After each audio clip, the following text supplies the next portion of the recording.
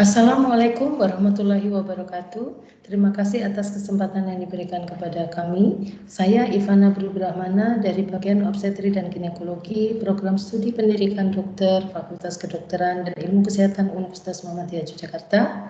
Pada Abdimas kali ini kami bersama Ibu Yunita Furi Aristiasari dari Ilmu Agama Islam, program studi Teknik Sipil, Fakultas Teknik Universitas Muhammadiyah Yogyakarta.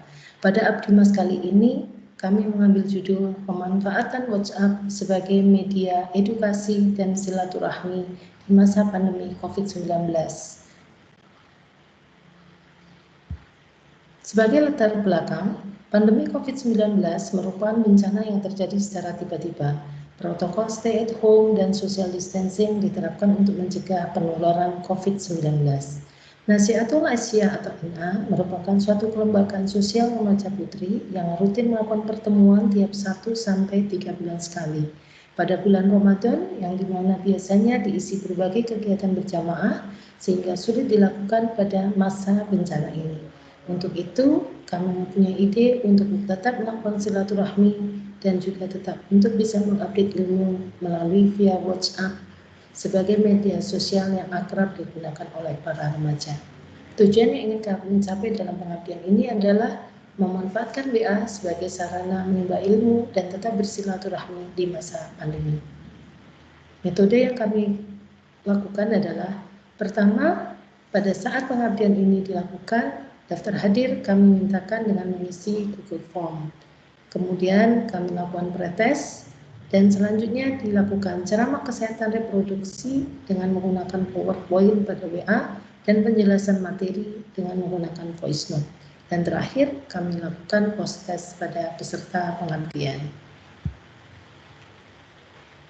Dari hasil yang didapatkan, pada Google Form terdapat 35 peserta pengabdian yang mengisi dengan lengkap dan ada 4 peserta yang tidak mengisi dengan lengkap. Dari hasil itu didapatkan bahwa 39 dari 43 peserta anggota NA yang datang atau sekitar 90,7% dari seluruh yang ada yang kemudian mengikuti dengan aktif pada pengabdian ini dengan media sosial WA. Dan dari hasil pretest, dari 39 yang hadir, hanya 19 yang mengisi pretest dengan baik atau sekitar 48,72%. Dan setelah dilakukan ceramah, post-test bisa meningkat diisi oleh 21 peserta dari 39 peserta yang ikut mendengarkan pada saat pengabdian dilakukan dengan ceramah lewat WA.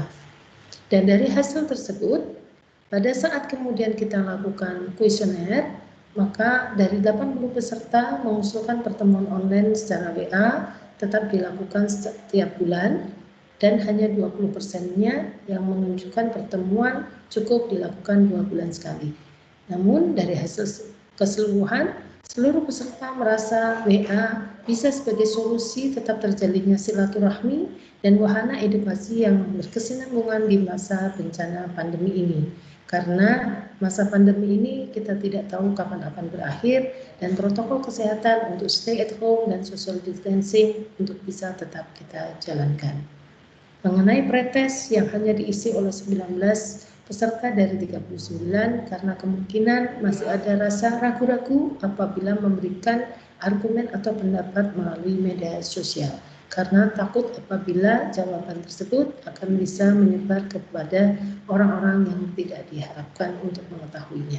Demikian juga untuk post-test yang dilakukan di mana tidak bisa dilakukan atau diisi oleh seluruh peserta yang mengikuti pengabdian tersebut.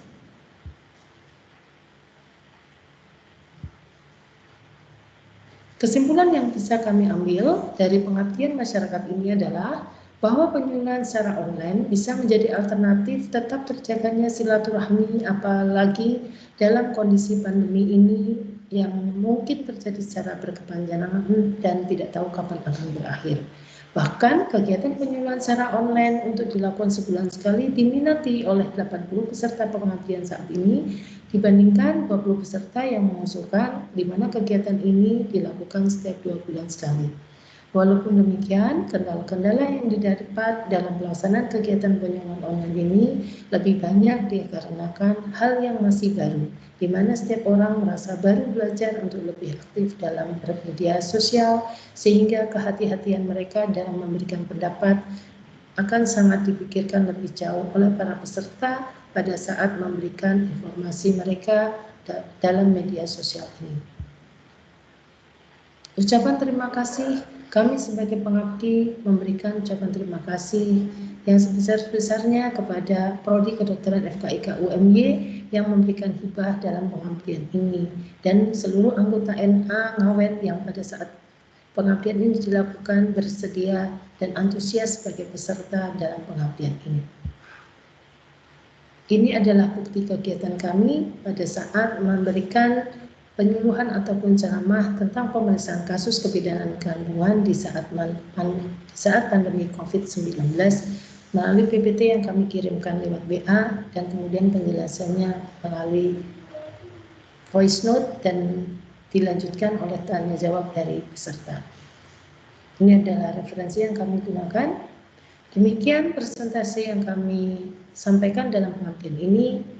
Terima kasih kami ucapkan. Alhamdulillahirrabbilalamin. Wassalamualaikum warahmatullahi wabarakatuh.